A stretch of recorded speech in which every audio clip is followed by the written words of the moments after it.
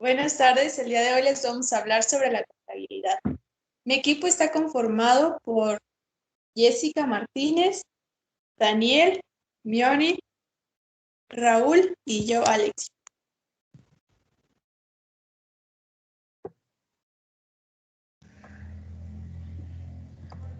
Definición de contabilidad. Deriva del vocablo contable, que a su vez proviene del latín computabilis, que significa cualidad de poder contar o calcular. Es la parte de las finanzas que estudia las distintas partidas que reflejan los movimientos económicos y financieros de una empresa o entidad, sea pública o privada, para estudiar, medir y analizar su patrimonio, así como para determinar su situación económica y financiera.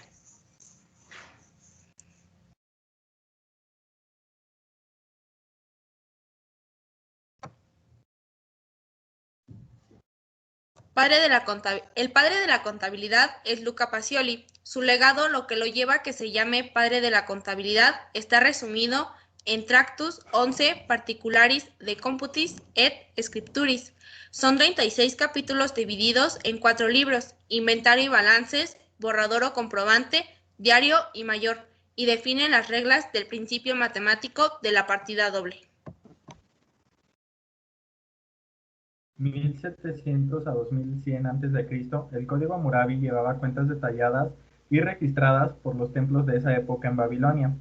6000 a.C., la tabla Abac era utilizada en Sumeria. En esta se registraban los egresos e ingresos. 500 a.C., en los templos de Grecia se hallaron documentos contables. 1419, en Venecia la contabilidad estaba a cargo de una casta especial. 1473, en Italia, Benedetto Contri, precursor de la partida doble. 1494, en Venecia, Fray Luca Pacioli, considerado el padre de la contabilidad, esto debido a su tratado de la partida doble y el uso de los libros de diario mayor, diario e inventarios. 1795, Francia, Edmond de Granges publica el Tratado de la Tenduria y el precursor de los registros contables. 1890, en Estados Unidos surge la primera escuela de comercio en la Universidad de Pensilvania, y en 1905 en México fue creada la carrera de contador. Teoría de la partida doble. ¿Qué es? Es un sistema contable que consiste en registrar por medio de cargos y abonos los aumentos o disminuciones a causa de las operaciones de una entidad. Esto a su vez efectuando un mínimo de 2 cuentas.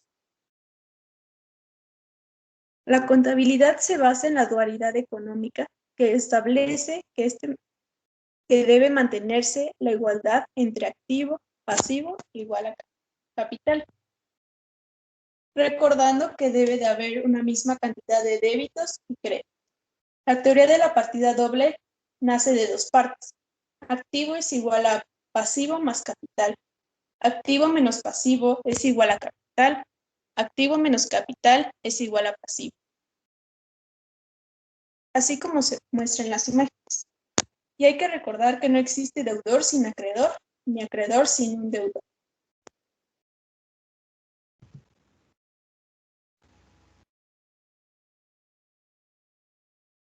Culturas antiguas y modernas. La Edad Antigua. Aquí es donde el hombre, gracias a su ingenio, proporcionó el principio de métodos primitivos a la registración, como es la tablilla de barro. Asimismo, en la antigüedad, las transacciones comerciales se realizaban a través del intercambio de mercancías, como nosotros conocemos el trueque. Los antiguos egipcios innovaron para hacer los registros contables utilizando valores monetarios, como lo es el caso del oro y la plata. En la antigua Grecia, la burocracia de la ciudad de Micenas mantuvo archivos que se registraban en placas de barros, en inventarios y en carros de guerra.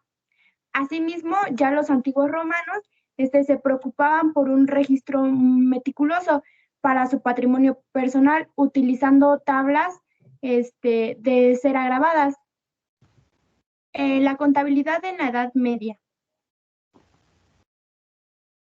Aquí contaba de 3 periodos, que es el periodo románico, que va hasta mediados del siglo VII, y la Alta Edad Media, que va hasta el Prenacimiento, y lo que es el Renacimiento. Estos 3 periodos se presentaban muchos tipos de economía diferente, trayendo consigo modificaciones en la práctica contable, y a finales de la Edad Media, el Renacimiento se produjo el renacimiento comercial y urbano en Europa debido a las invasiones bárbaras.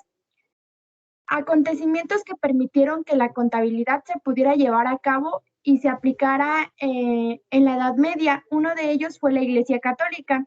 La Iglesia Católica fue reuniendo cada vez más seguidores, logrando un mayor apoyo económico y político en la historia, lo cual obligó a llevar cuentas muy detalladas de sus actividades económicas. Otro fue el feudalismo. En el feudalismo había un señor feudal y quien era dueño y amo absoluto de cierta porción de la tierra y lo denominaban feudo. Los campesinos trabajaban sus tierras y se convertían literalmente pues en sus esclavos. Y otro fue la aparición de la moneda. Esta entre los siglos VI y en los siglos IX en Constantinopla. Se emite la moneda que se llama solidus, que es de oro y tiene un peso de 4.5 gramos, que se constituyó en la moneda más aceptada en todas las transacciones internacionales.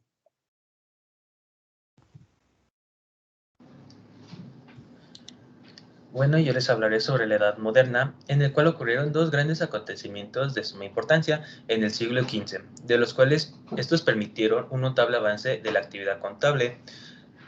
Uno de ellos fue la generalización de los números arábigos y el segundo fue la aparición de la imprenta. Esta fue la que facilitó la divulgación de los conocimientos impartidos por los monjes de esa época y sobre todo por los mercaderes. El más grande autor de esa época se le considera a Fray Lucas de Pacioli, que en el año de 1494 publicó su famosa obra de Summa de Arithmetic, Geometría, Proportionality de Proportionality, donde se refiere al sistema de registración por partida doble basado en el axioma o más que nada en la frase de no hay deudor sin acreedor, sino también a las prácticas comerciales concernientes a sociedades, ventas, intereses, letras de cambio, pagarés, etc. En el siglo XVI la actividad contable se encontraba más que nada en pleno apogeo, tanto en lo académico como en lo profesional. Es una herramienta de gran importancia para los sectores económico y social. Por último, sigue la contabilidad en la edad contemporánea, que en el siglo XVIII varios sucesos notables deberían cambiar el panorama mundial. Más que nada, el pensamiento liberal que se había gestado en su seno. Obtenía su primer éxito la Revolución Francesa, donde Napoleón en sus campañas fue el encargado más que nada de esparcir la información, mas no era solo un espíritu de libertad política lo que predominaba, sino más que nada la libertad económica iniciada por los fisiócratas. Al comenzar el siglo XIX, la soberanía política se consideró patrimonio del pueblo. La ciencia experimental se encontraba en un grado de desarrollo antes nunca visto. La razón madre del enciclopedismo era la soberana intelectual. La burguesía de comerciantes era ya opulentada y el proceso industrial comenzaba su carrera de éxitos, donde los grandes actores Adam Smith y David Ricardo, padres de la economía, fueron conocidos, echaron fuertes las raíces del liberalismo.